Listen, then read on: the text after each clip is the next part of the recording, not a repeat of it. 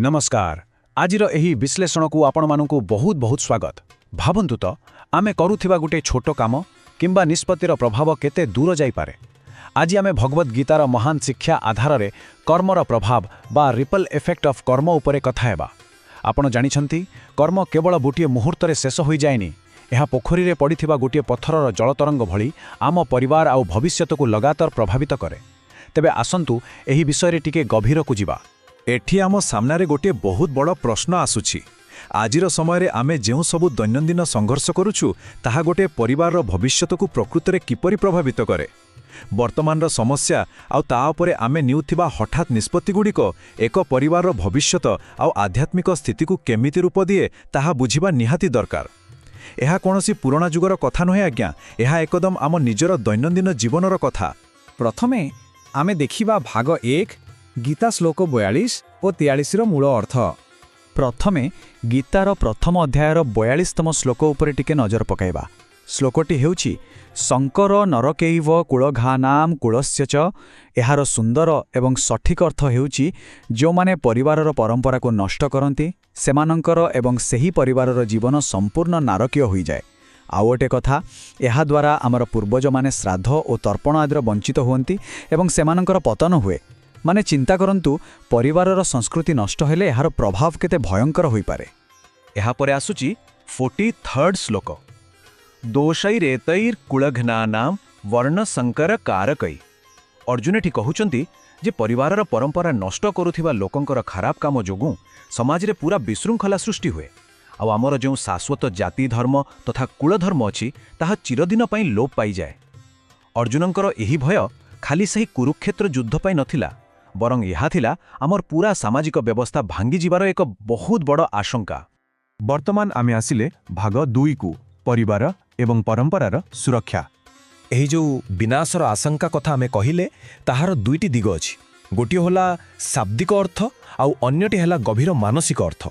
शाब्दिक अर्थरे आमे युद्ध रक्तपात एवं पूर्वज मानंकर पतन को बुझुछु, किंतु एहार प्रकृत मानसिक बा साइकोलॉजिकल अर्थ हेउछि आम समाज रे देखा देउथिबा विशृंखला एवं मूल्यबोधर विनाश। कारण जेतेबेले समाजर मूलद्वार दहली जाए ना सेतेबेले आध्यात्मिक विशृंखला सृष्टि होबा पूरा निश्चित। अर्जुनंकर जुक्ति को जदि आमे देखिबा, विनाशर एक स्पष्ट क्रम रहिछि। प्रथम पदक्षेप हेला परिवारर विनाश, एहा परे आसे द्वितीय पदक्षेप आम परंपरा एवं धर्मर विनाश, आउ शेषरे तृतीय पदक्षेप हेउछि चूड़ांत आध्यात्मिक पतन। कथाटा बहुत सिंपल। परिवार भांगी गले धर्म नष्ट हुए आउ शेषरे ताहा गभीर आध्यात्मिक पतनर कारण पाल्टी जाए। एहा एकदम एक चेन रिएक्शन भली काम करे। एथिरु आमको कौन शिक्षा मिलुछि देखंतु। परंपरा भांगिले आमर अतीत बा आमर रूट्स सहित थिबा संपर्क संपूर्ण छिन्न होई जाए। एहा द्वारा पूर्वपुरुष मानक प्रति रहिबाकु थिबा सम्मान नष्ट होई जाए। आ जेते बेले परंपरा भांगी जाए पीढ़ी परे पीढ़ी चली आसुथिबा सेही सम्मानबोध उभई जाए, जहाँकि समग्र परिवार ऐतिह्य को खंड विखंडित करि दिए। एही कथाटी बुझिबा आम पई अत्यंत जरूरी। एबे आसीबा भाग 3 को दैनन्दिन जीवन सह संपर्क। एहा आम पई सबुठु बेसी गुरुत्वपूर्ण।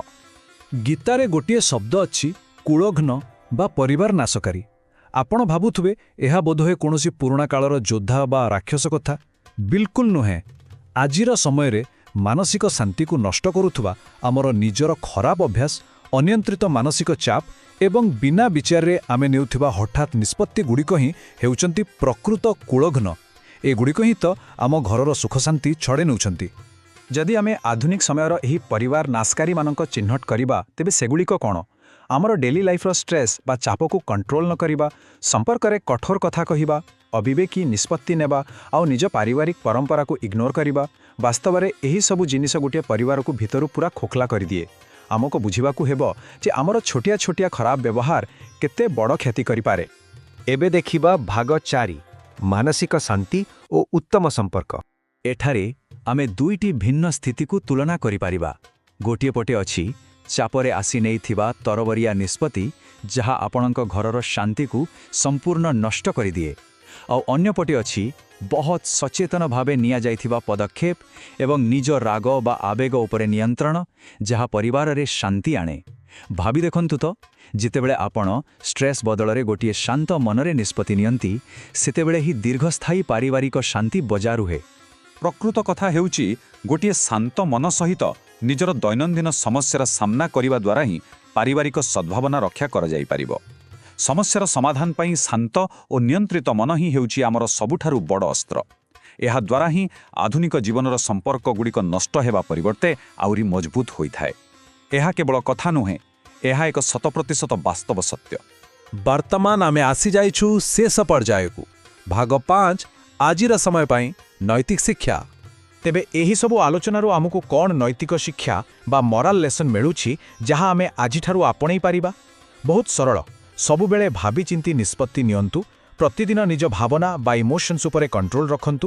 ପାରିବାରିକ ସଦ୍ଭାବନା ବଜାୟ ରଖନ୍ତୁ ଏବଂ ସବୁଠୁ ବଡ଼ କଥା ହେଲା ନିଜର ଆଗାମୀ ପିଢ଼ି ପାଇଁ ଆମର ମୂଲ୍ୟବାନ ପରମ୍ପରାକୁ ସୁରକ୍ଷିତ ରଖନ୍ତୁ।